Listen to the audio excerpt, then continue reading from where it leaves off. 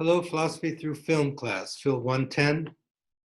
So this is going to be a short little video I want to make for you um, relating Nietzsche to the film Alice in Wonderland, the Tim Burton version. So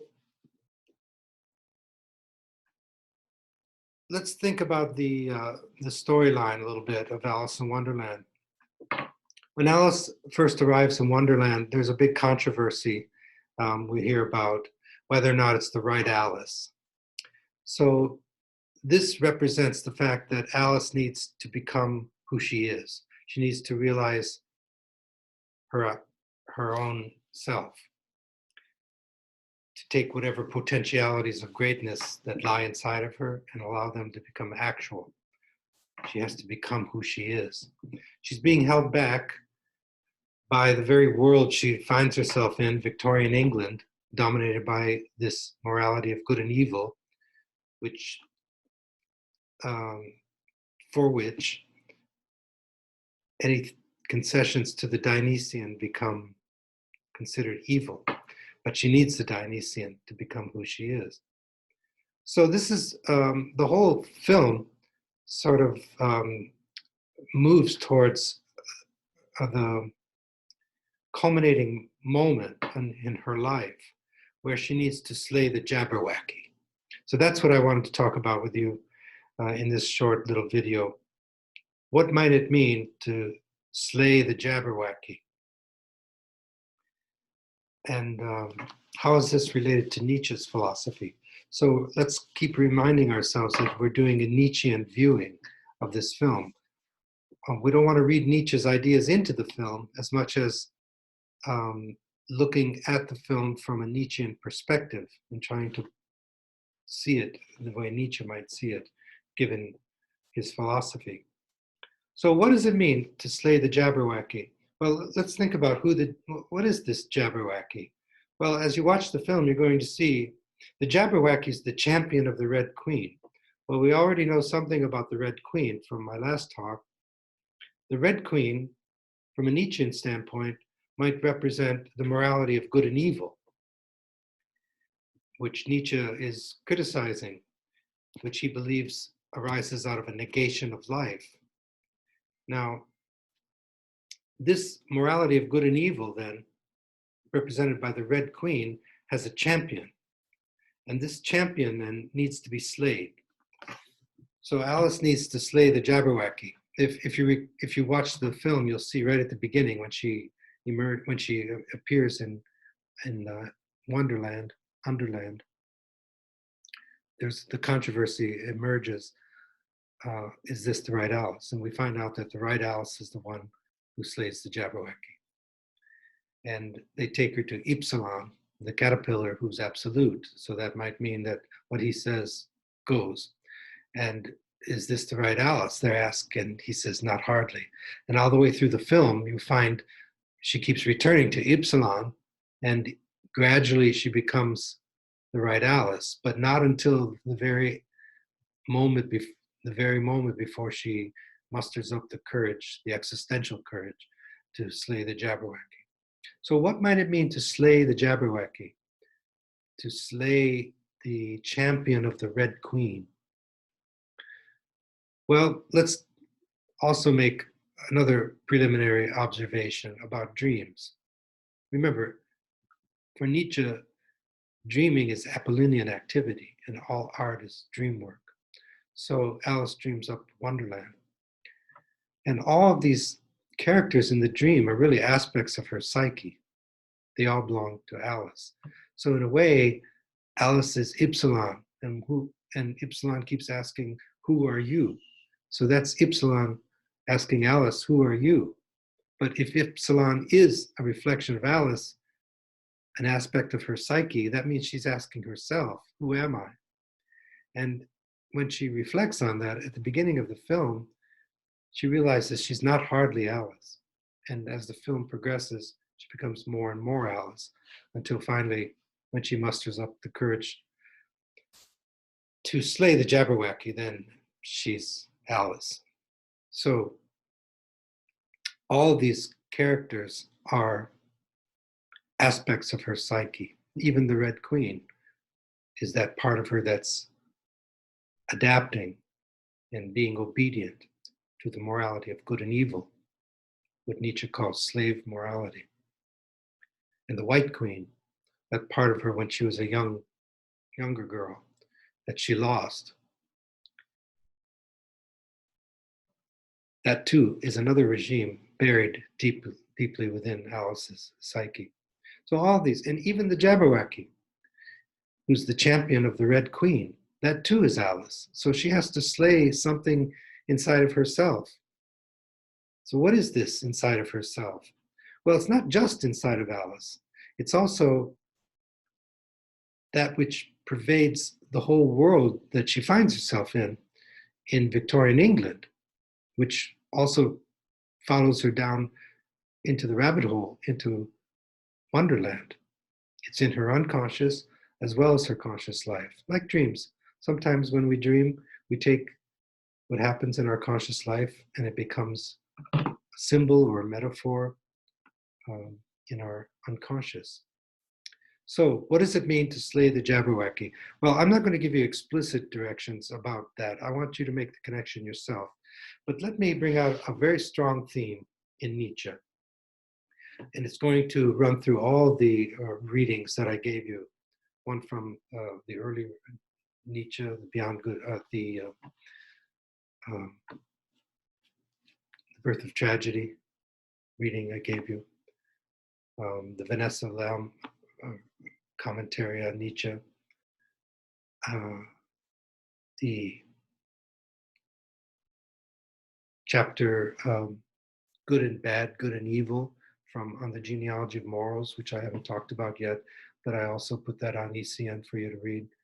And I gave some excerpts from the latter part of his life, from a latter book called Ecce Homo. And the subtitle of that book is How One Becomes What One Is, which is the very theme of Alice in Wonderland. So this is a theme that pertains to all of us, especially you younger people who have your whole life ahead of you. How one becomes what one is.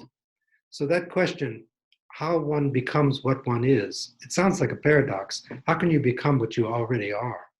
Well, the only way to make sense of that is there's part of us that's potential, the potential greatness in all of us. And it's that is who we truly are, but we have to become that. So we have to learn how to take that potentiality and turn it into actuality. Well, Nietzsche thinks that in life, because of the history of philosophy, starting with Plato all the way up to his own philosophy, and the history of Western theology, have been dominated by metaphysical dualism. So the Red Queen, the morality of good and evil, is rooted in metaphysical dualism. So metaphysical dualism, which I'll talk about in a minute, one valid interpretation of the Jabberwacky would be that the Jabberwacky represents metaphysical dualism. So what is metaphysical dualism? And how is it that it pervades the whole history of philosophy from Plato until Nietzsche, and the history of Christian theology, which is basically theology from the Middle Ages to the present, and even most interpretations of religion, of the Christian religion, which is the dominant Western religion, since metaphysical dualism has grafted itself onto it and shaped our interpretation of it. So what is metaphysical dualism? Well, it's a particular view where ultimate reality, basically spirit and nature, but other realities as well, are split into two substances, independent of each other. So metaphysical dualism means that spirit is incorporeal. That means it has no body. And nature is corporeal. It has a body. And these two substances are independent of each other. One has no body, that's spirit, and one is body, extended matter. And matter is despiritualized, and spirit is decorporealized. So these are two independent. And you can think of it different ways, like mind and body. So you can draw a line, and on the top of the line, you can place certain realities that are highly esteemed by Western philosophy and theology. Basically, spirit above nature, but you can go on to make other dualisms too. Any ultimate reality. Eternity on the top of the line is highly esteemed, and time, which passes, is on the bottom of the line. And you just keep on making these dualisms. Eternity on the top, time on the bottom. Being on the top of the line. What is being? Being is something identical with itself and unchanging. Like Plato's ideas, they're unchanging, they're spirit, they're mental, they're incorporeal, and they're more real than the physical world. Remember, we studied that when we studied Plato. So eternity goes on the top of the line, and on the bottom of the line is time. Being on the top of the line, becoming on the bottom of the line. One absolute true perspective, that's on the top of the line. And then perspectivism, a multitude of perspectives, bottom of the line. The human goes on the top of the line, but the human understood as an incorporeal soul, as an ego, a thinking thing without a body. And then on the bottom of the line, animality, the animal part of the human. So the human goes on the top, the animal goes on the bottom.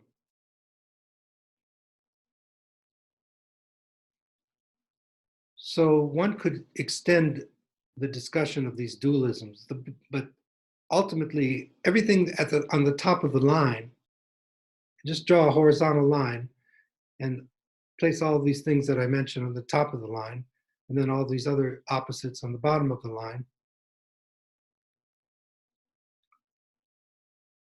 What Nietzsche sees, and this runs through all of his thought and all of the readings, is that Western philosophy, from the time of Plato for 2.5 millennia, and Western theology, that is Christian theology, not the teaching of Jesus, but Christianity,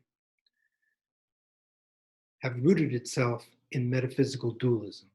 And this morality of good and evil, represented by the Red Queen, is rooted in this metaphysical dualism. Oh, so that everything on the top of the line, we can call this the supra-sensuous, where the sensuous is the natural world. Supra means beyond. So everything on the top of the line is the supra-sensuous. We can call it God. Not the true God, but the God that humans have made in their own image. So on the top of the line is the supra-sensuous, and the bottom of the line is the sensuous. So on the top of the line is the supra-sensuous, and the bottom of the line is sensuous life, earthly life, this life. On the top of the line is the next world. On the bottom of the line is this world with all its suffering and death. So this is metaphysical dualism. And Nietzsche sees this as complete fiction. Why did it arise in the first place? Why does Western philosophy and theology root itself in metaphysical dualism? It was out of a lack of courage, out of an inability to say yes to this life with all of its essential qualities. The fact that time passes, that we have a body, that we live these short lives. Humans looked at that and said, no, that can't be. It can't be true. It can't be that we just born in this, live this short little lives and then die. There's got to be more. So we create this metaphysical world, not just the beyond of Christianity, but any reality that's set above mere appearance. On the top of the line is reality, the idea of reality. And the bottom of the line is called mere appearance. This is still metaphysical dualism. So what Nietzsche is offering is an exposure of metaphysical dualism for what it truly is, namely cowardice before a reality, before reality. So what he wants is an affirmation of life. He wants to erase the line and see spirit and nature as two sides of the same reality. The spiritualization of sensuality, the affirmation of this life, the eternity of the moment, the being of becoming, and the unity of opposites. That there's only one reality, and it's both spiritual and natural at the same time. After all, he says, look at yourself. Aren't you a spiritual being? Yes. Aren't you corporeal being? Don't you have a body and five senses? Yes. So these are two aspects of the same reality. So the Jabberwacky could be understood as metaphysical dualism, and it's the foundation of the morality of good and evil. And so the Jabberwacky is the champion of the Red Queen. Now, Alice can't become who she is as long as she's being dominated by the Red Queen and her champion, the Jabberwacky. So she has to slay the Jabberwacky. And as you'll see when you watch the film, it's a spoiler, but we're not worried about that. When she slays the Jabberwacky, she slays the Jabberwacky among ruins. So the ruins represent something ancient. If you see ruins, you know they're ancient. They're columns, the Greek columns, Roman columns. Why does she fight there? Well, that represents the fact that it's very ancient. And there's certain things that are said too in the battle. There's one thing where the Jabberwacky says to Alice, my old friend, we meet again. She says, I have never met you before, not you, insignificant bearer. So what could that mean? It's not you, Alice, that we meet again. You're the bearer of the sword, the Volpal sword, which represents courage. And that's been going on since ancient times. It's always been courage versus this inability to say yes to this life as it truly is. And so out of this reaction, this negation, devaluation, aversion to life itself, we create this metaphysical world, and we create this dualism, and we live as though there are these two separate realities. And there's a certain cruelty built into that Nietzsche wants to expose. And that's reflected in the cruelty of the Red Queen. Off with their heads. One could count how many times she says that. And her extreme cruelty towards animals, especially. So she needs to slay the Jabberwacky, and she needs to muster the courage to do that. But that's going to involve a complete transformation in her values. She has to twist free from the very world, the values that constitute the world that she lives in. That takes utmost courage. Okay? But who else did that in the West? Jesus. Didn't he go against all four sects of Judaism that were dominant in his time? The Pharisee, the Sadducee, the Essenes, the Zealots. Those were the four main Jewish sects of his time. He rejected those. Didn't he reject surely he didn't embrace Roman polytheism, the Romans occupying Judea. He went his own way. He followed his own way. He slayed the Jabberwacky. But not Christianity, according to Nietzsche. So Nietzsche makes a great distinction between Jesus as a personal type versus Christianity as a historical movement. And his critique is leveled, for the most part, at Christianity. So she has to slay this metaphysical dualism, the setting the supra-sensuous above the sensuous. And the cruelty inherent in that is the denigration of life, the negation of life, the inability to see the marvelous in the transient, in the changing, the greatness of the five senses, for example. So, what Alice slaying the Jabberwacky might mean from a Nietzschean standpoint, and you can explore this on your own, is twisting free of the morality of good and evil and twisting free of the foundation of that morality, namely metaphysical dualism. So think about that and see if you can see some of these ideas in Nietzsche's philosophy. Try to find passages that express that and get a hold of the film somehow. If you can't get a hold of the film, please let me know. We'll try to find some way of, if you can't get it at all, let me know and I'll try to help you secure that film. It shouldn't be that hard, but let me know. So I'll put this now on YouTube and I'll put the link on ECN and I'll also post this on Dr. Vincenzo's students. Okay, so slaying the Jabberwacky. What does that mean? Okay.